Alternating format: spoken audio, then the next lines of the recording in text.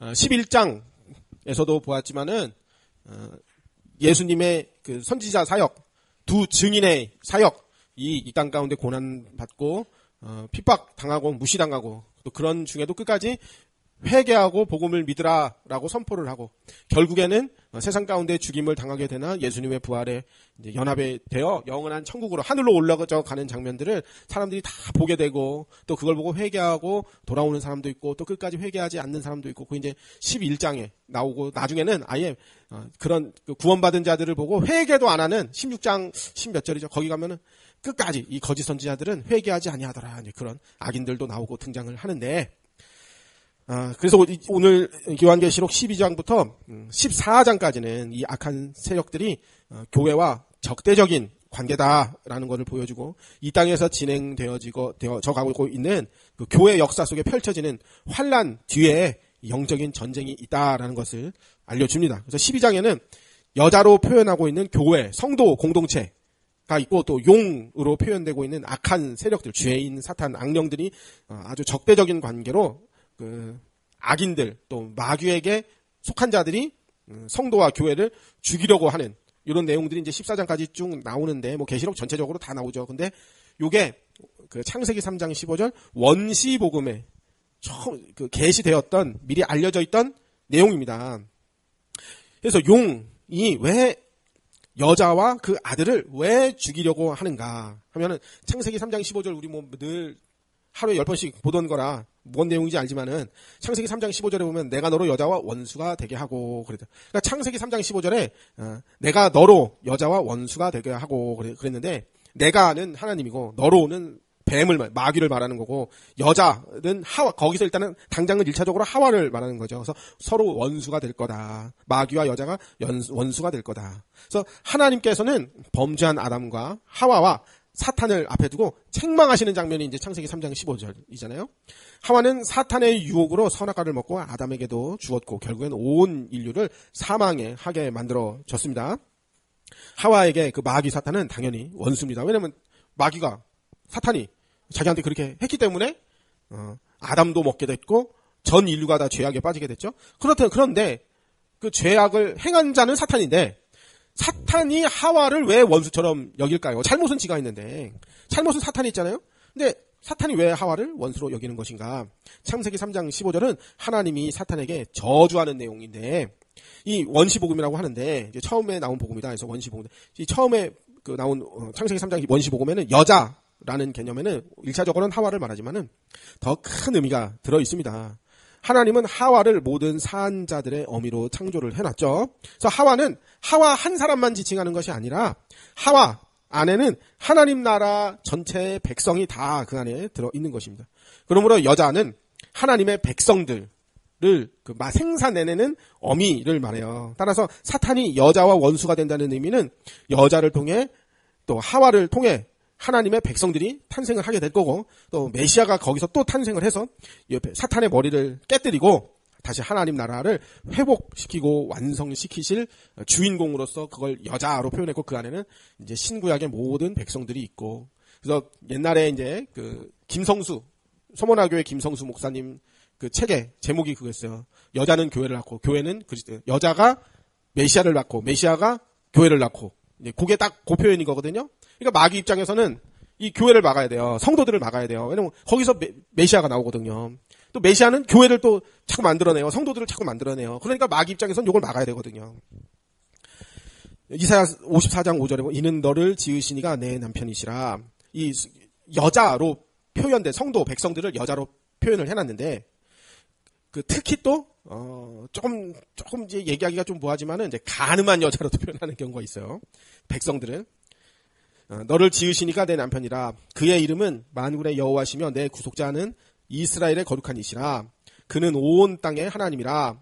일컬음을 받으실 것이라.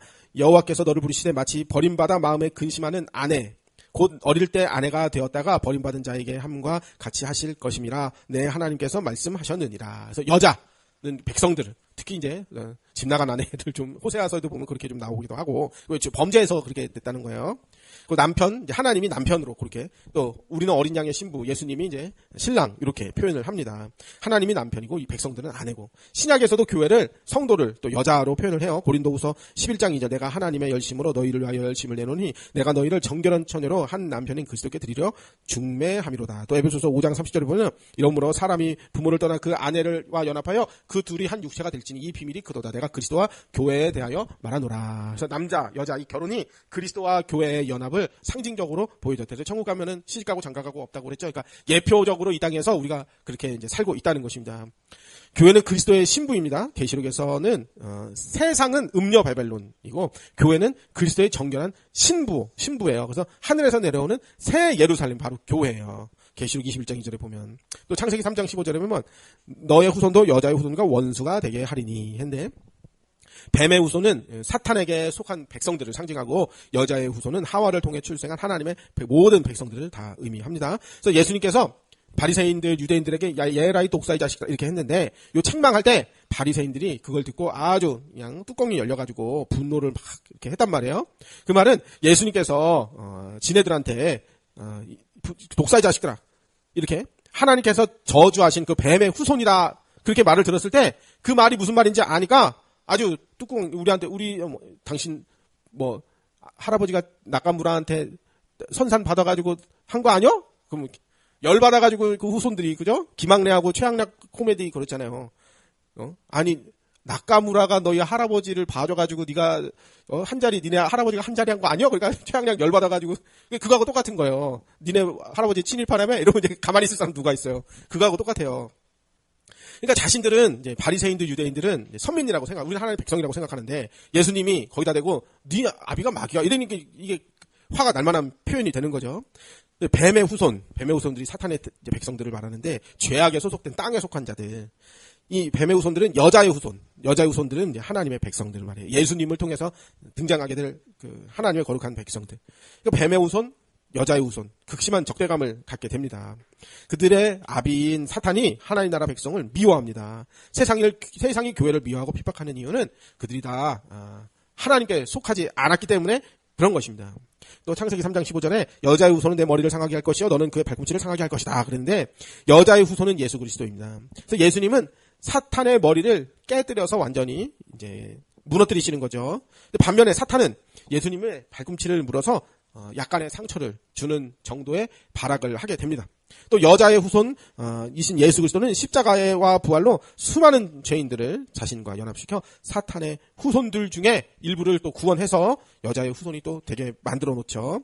또 여자의 후손은 예수 그리스도뿐만 아니라 예수 그리스도를 통해 탄생될 모든 백성들, 하나님의 백성들, 신약교회를 의미하고 성령 받은 자들을 다 의미하고 그래서 예수 그리스도는 여자의 후손이면서 우리는 여자의 후손들이다 이렇게 하면은 이제 조금 이해가 쉽겠죠.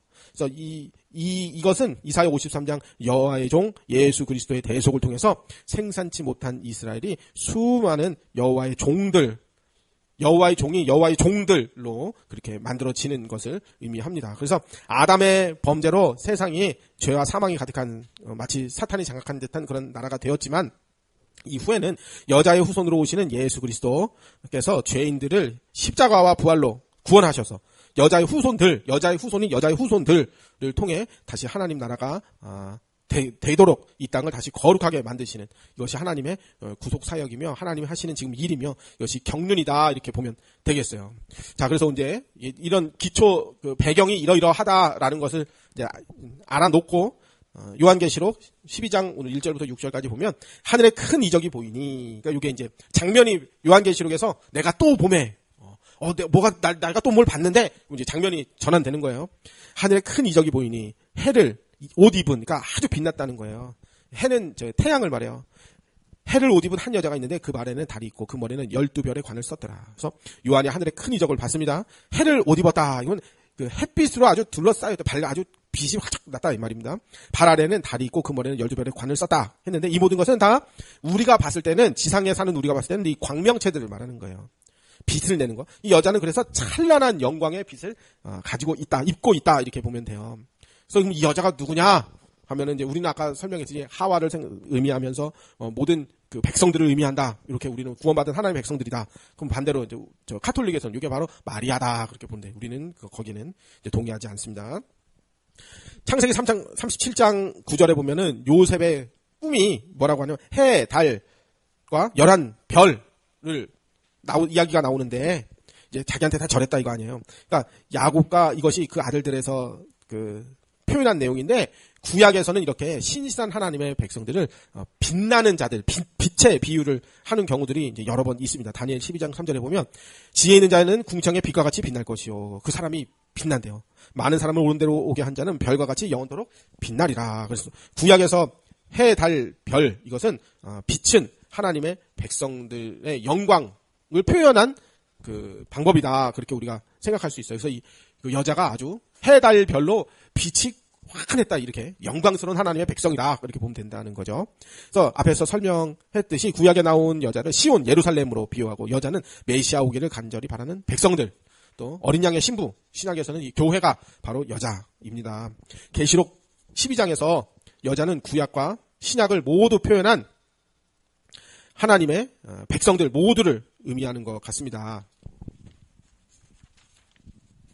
여자는 머리에 12별의 관을 썼다. 그런데 12별의 면류관을 썼다. 근데 12이다. 성경에서 12이다 하면은 딱 떠오르는 게 뭐냐면 구약의 12지파가 떠오르고 신약의 12제자가 떠오르죠. 그러니까 이들은 모두 하나님의 백성들을 대표하는 자들에서 베드로 하면은 베드로 개인이 아니라 교회의 공동체의 대표이며 제자들의 우두머리며 그렇게. 그래서 베드로의 고백이 우리의 고백이 되고 베드로의 고백과 같이 예수님을 그리스도로 고백하면 거기에 교회가 세워진다. 그래서 베드로만 교회 세운다가 아니라 모든 백성들이 이제 하나님의 교회로 세워지고 이렇게 대표성을 띈 걸서 12 하면 하나님의 제자들, 그러니까 예수님의 제자들, 구약의 12지파.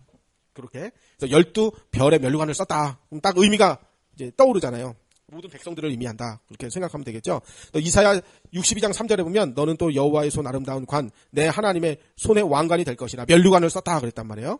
관을 썼다. 그래서 머리에 12별의 면류관을 썼다. 이것은 예수 그리스도의 왕권과 그 영광에 참여된 백성들이다라는 것을 알 수가 있어요. 근데 계시록에 이런 표현들이 여러 번 나와요.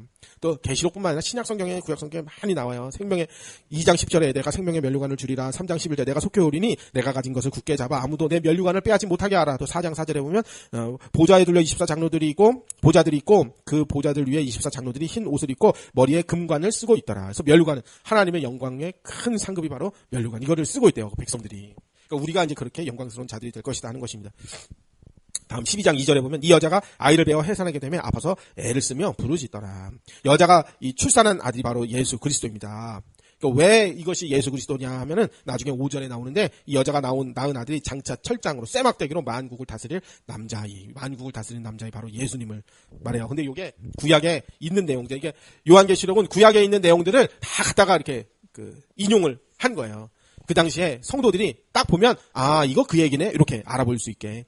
시편 2편에 보면 7절에 내가 여호와의 명령을 전하노라 여호와께서 내게 이르시되 너는 내 아들이라 오늘 내가 너를 낳았도다 내게 구하라 내가 이방 나라를 내 유업으로 주리니 내 소유가 땅끝까지 이르리로다 내가 철장으로 그들을 깨뜨리며 질그릇같이 부수리로다 하시리로다. 요거를 이제 갖다가 인용을 한 거예요. 철장으로 질그릇을 깨뜨릴 것이래요.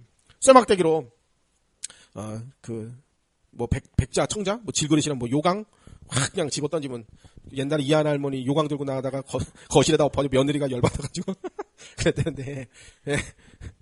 그래서, 옛날에 시집갈 때나 가마 타고 갈 때 안에다 요강 넣어놨던데, 요강에 소리 안 나게, 할머니들이 얘기 다 해주잖아요. 이제 짚을 깔아놓는데요, 요강에다 소리 안 나게. 자, 농담도 너무 가면 안 될 것 같아. 자, 시편 2편에, 메시아 예언을 알고 있는 유대나라 성도들은 철장으로, 만국을 다스린다. 이게 딱 무슨 표현인지 아는 거예요. 아, 예수 그리스도께서 이 사탄과 또 악인들과 이방을 무너뜨리시는 그 아이로 오시는구나. 이렇게 아는 거죠. 이게 환상입니다. 환상. 이것은. 12장 2절에서 여자는 1차적으로 구약의 이스라엘 백성들을 의미하는 것입니다. 여자는 아들을 탄생시키십니다. 탄생한 아들 예수 그리스도는 자신의 죽음과 부활로 신약 교회 성령 받은 성도들을 또 만들어냅니다. 그러니까 구약의 백성들이 여자들이 메시아를 만들고 메시아가 또 여자들을 만들어내고 그런 그림이죠. 12장 3절 하늘에 또 다른 이적이 보이니 보라 한 큰 붉은 용이 있어 머리가 7이요 뿔이 10이라 그 여러 머리에 7 왕관이 있는데 했어요. 이 아들의 탄생에 이어서 신약 교회 공동체가 탄생될 거다. 구원받은 백성들이 나타난다. 이것을 알려주는데 이제 4절에 용이 그 아이들을 삼키려고 했다 하는데 사탄이 예수 그리스도를 죽이려고 한 것을 아마 의미를 한 것 같아요. 그러니까 3절에 요한이 하늘에 또 다른 이적을 보는데 머리가 7이고 뿔이 달린 10 달린 붉은 용, 이 사탄이 나타났어요. 그리고 이 사탄이 머리에 7 면류관을 썼대요. 그러니까 머리가 7이래요. 뿔이 10 달린 붉은 용을 봤는데 그 머리라고 해야 되나요? 대가리라고 해야 되나요? 면류관을 지가 쓰고 있대요. 근데 뿔은 고대의 권세, 능력을 상징하거든요. 그런데 이 용은 큰 능력을 가진 존재입니다. 근데 우리가 하나 생각해봐야 될 게 실제로 용이 있습니까? 없습니까? 용이 있나요? 없나요? 이무기가 돼가지고 비 오는 날에 이제 우중충한 날 이렇게 하늘로 올라가면은 용이 되는 건가요? 어떻게 되는 건가요? 용은 없습니다. 그죠? 상상의 동물이에요. 고대로부터 전해져 내려오는 상상 속의 동물이 용입니다. 그리고 각 나라마다 용 없는 나라가 없어요. 용이 각 나라마다 조금씩 다르게 그려져요. 어떤 용은 날개가 있고, 어떤 용은 불을 뿜고 있고, 어떤 용은 발이 달렸어요. 어느 나라 용이 제일 멋있어요? 중국 용이 제일 멋있죠, 중국 용. 서양용 드래곤은 막 대가리가 여러 개가 막 달리고, 서양용 드래곤은 성경에서 여기서 나오는 용하고 많이 이미지가 비슷하고, 중국의 용은 왕을 상징하죠, 왕. 중국의 왕을 상징해요. 그만큼 용이 권세가 대단해. 그래서 범죄한 죄인들은 다 아는 거예요. 용이 공중권세 잡고 있다, 이걸 다 알아요. 그래서 용의 가장 큰 특징은 뭐냐면 공중권세를 잡고 있다는 거예요. 그리고 하늘에서 막 온갖 희양찬란한 조화를 부려요. 기묘한 일들을 막 해요, 용이. 용이 가지고 있는 구슬을 7개만 모으면 이 땅에서 소원 성취하는 거 아니에요? 그 드래곤볼 아니에요, 그게? 그래서 성경에는 용을 사탄에 대한 상징적인 존재로 사용해요. 드래곤볼이 그 내용이 아니고, 볼을 7개를 모으면 용이, 알라딘의 요술램프처럼 용이 소원을 들어준다는 게 드래곤볼이죠.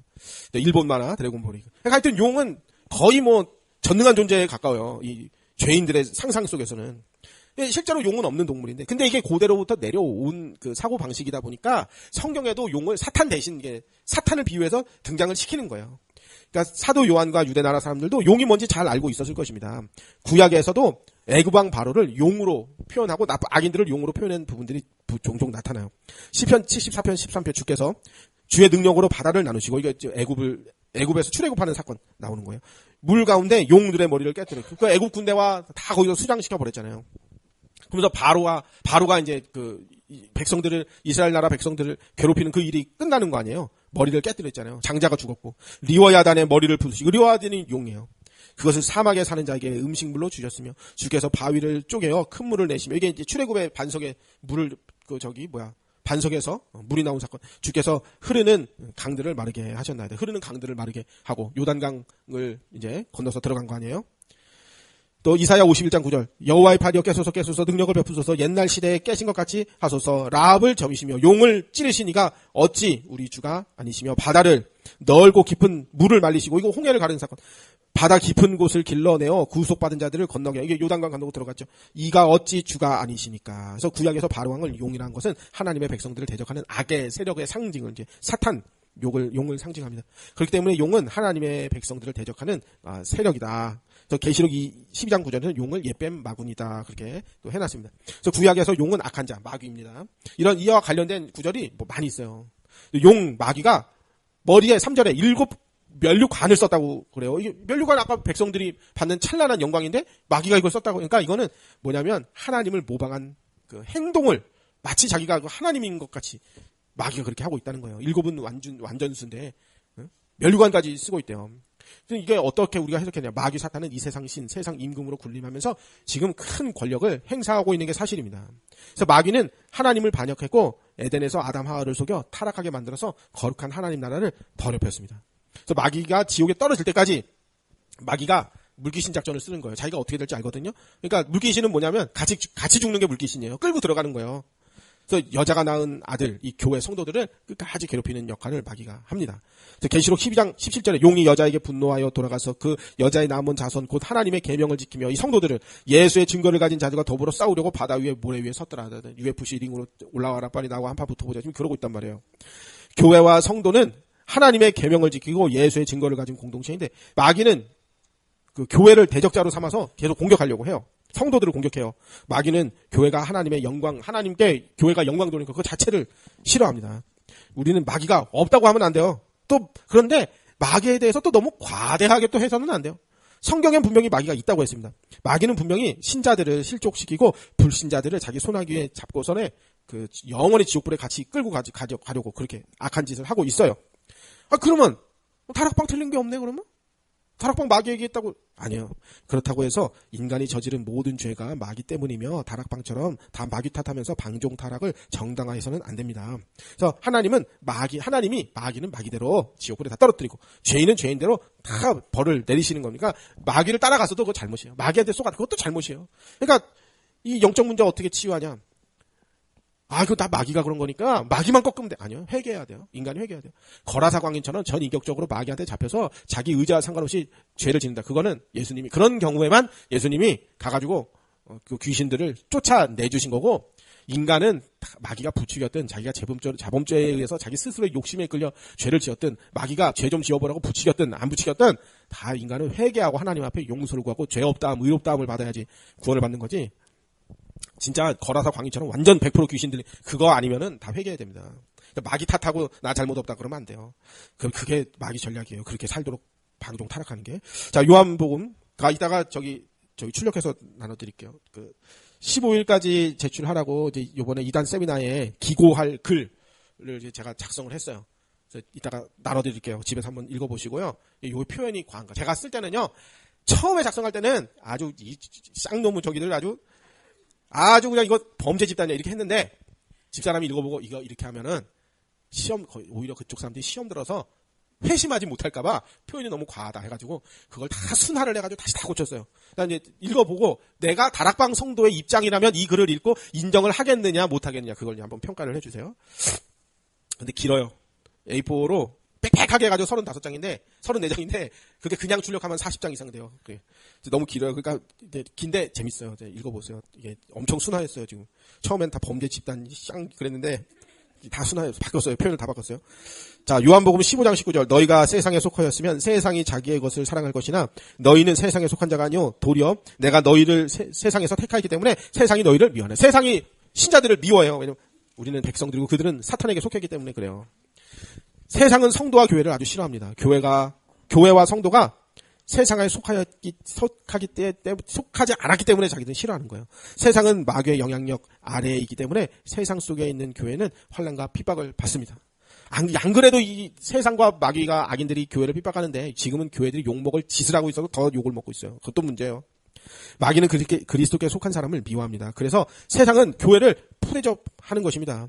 초대교회는 세상을 향하여 모범적인 그 당시 교회였지만 그럼에도 불구하고 초대교회는 끊임없이 모범을 보이면서도 핍박받는 공동체였었어요. 지금 교회는 모범도 안 보이고 욕먹으면 억울하다고 그러니까 뭐가 잘못됐어요 지금.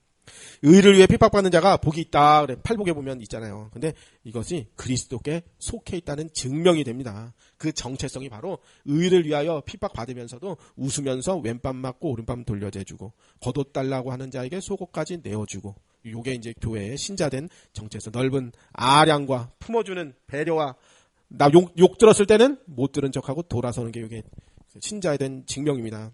자 4절 그 꼬리가 하늘의 별 3분의 1을 끌어다가 땅에 던지니라 용이 해산하려는 여자 앞에서 그가 해산하면 그 아이를 삼키고자 하더니 그러니까 마치 동물의 왕국 보면요 얼룩말이나 사슴이 새끼를 베가지고 그거를 힘들어서 낳았어요. 그러면 저쪽에서 그 표범이 달려와가지고 아직 뭐라 그러죠?